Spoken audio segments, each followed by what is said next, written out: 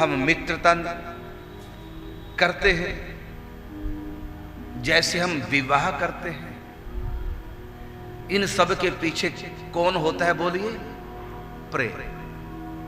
यदि प्रेम नहीं तो पति पत्नी के रिश्ते टिक पाएंगे, मित्र मित्र के रिश्ते टिक पाएंगे, भाई भाई के रिश्ते टिक पाएंगे, पिता पुत्र का रिश्ता टिक पाएगा?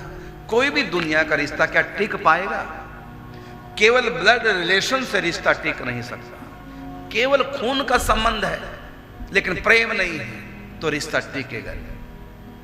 तो संसार में भी रिश्ते खून के कारण से नहीं टिकते कि मेरी बहन है, ये मेरी माँ है, ये मेरा पिता है, ये मेरा जिया जी है, ये हमारे बहनों है, ये मेरा पुत्र है, ये मेरा मित्र है। तो यहाँ जो रिश्ते हैं ये ब्लड के कारण से नहीं टिकते कि मेरे खून से संबंधित रिश्ता है। नहीं,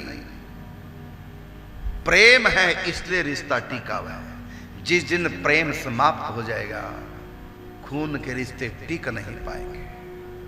और ब्रज में श्री कृष्ण ने किसी के साथ भी ब्लड रिलेशन नहीं रखा,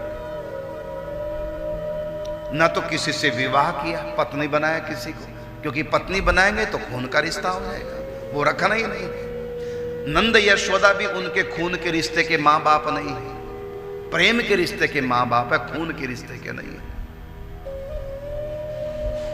ब्रज में गोपी हो चाहे ग्वाल बाल, किसी से भी उनका स्वार्थ का, ब्लड का, निजी नजदीक का रिश्ता नहीं है, केवल प्रेम का रिश्ता है। इसलिए ब्रज में जो श्री कृष्ण है वो ब्लड के रिश्ते से अपने नहीं है बल्कि प्रेम के रिश्ते से अपने हैं। और भगवान इसी रिश्ते को मानते हैं। मानव एक भगति कर नाता, कह रघुपति सुन भामिनी बाता। भीलनी से कहते हैं भगवान राम, कह रघुपति सुन भामिनी बाता, मानव एक भगति कर नाता। मैं केवल प्रेमा भक्ति का नाता मानता हूं और किसी रिश्ते को, नाते को नहीं मानता। खून का रिश्ता है वसुदेव देवकी से और प्रेम का रिश्ता है नंद यशोदा से। तो 12 साल तक 11 वर्ष कुछ दिन माता यशोदा नंद बाबा के पास रहे। एक बार भी खून का रिश्ता जिनसे है माता पिता से, नंद वसुदेव देवकी की याद नहीं की। और जब खून के रिश्ते के पास पहुंच जाते हैं वसुदेव देवकी के पास, तब एक दिन भी प्रेम के रिश्ते नंद बाबा यशोदा को भूले नहीं, गोपियों को भूले नहीं। खून का रिश्ता है 16,108 रानियों से, उनके बीच में रहकर भी प्रेम का रिश्ता जिन सखियों से, राधा रानी से है, उनको भूले नहीं। यही तो दिखाया है भागवत के माध्यम से।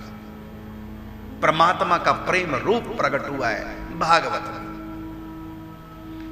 और बीच बीच में ऐश्वर्य दिखाते हैं लेकिन वह ऐश्वर्य दब जाता है प्रेम के आगे। यशोदा को मुख में ब्रह्मांड दिखा दिया।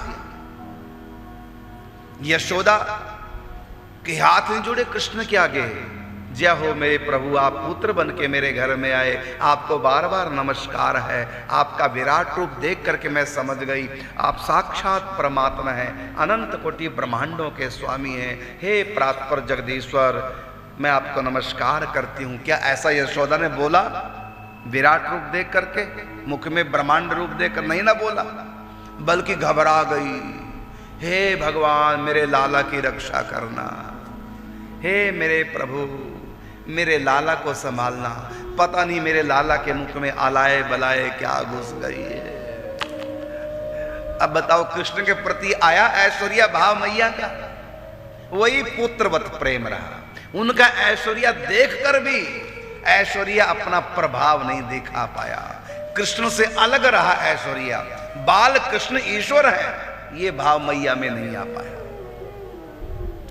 गिरिराज गोवर्धन पर्वत उठाया उंगली पर और ग्वाल बालों से कन्हैया कहता रहे सब डंडे लगा के रखो, मैं अकेला थक जाऊंगा। ऐसा क्यों कहा? और सब ग्वाल बालों ने डंडे लगा लिए। ग्वाल बालों को लगा हमने संभाल रखा है, ये श्री कृष्ण परमात्मा है, इसलिए गिरिराज उठा लिए।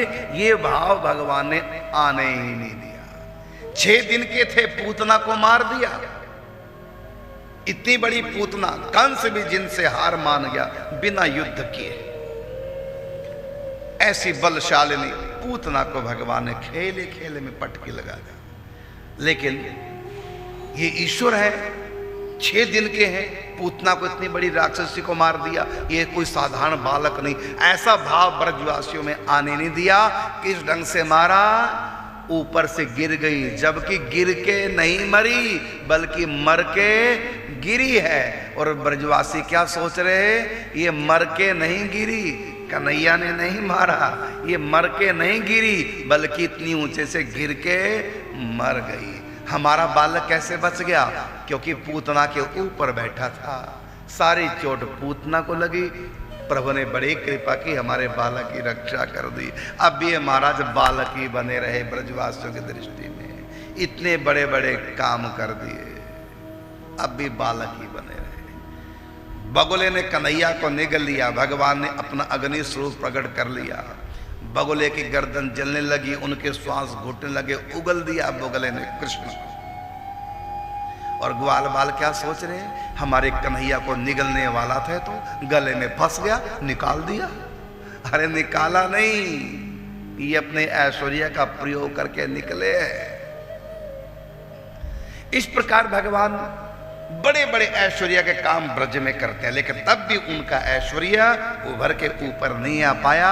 माधुर्य में दबा रहा, प्रेम में दबा रहा। और सब ग्वाल बाल इनकी ऐश्वर्यमयी लीलाएं देख कर भी इनको अपना मित्र मानते रहे। गोपियां अपना प्रीतम मानती रही। नंद यशोदा बड़ी बड़ी गोपियां अपना पुत्र ही मानती रही। तो ये प्रेम जगत में सार और कछु सार नहीं। बस इसी प्रेम की कथा को ही कहते हैं कथा सार।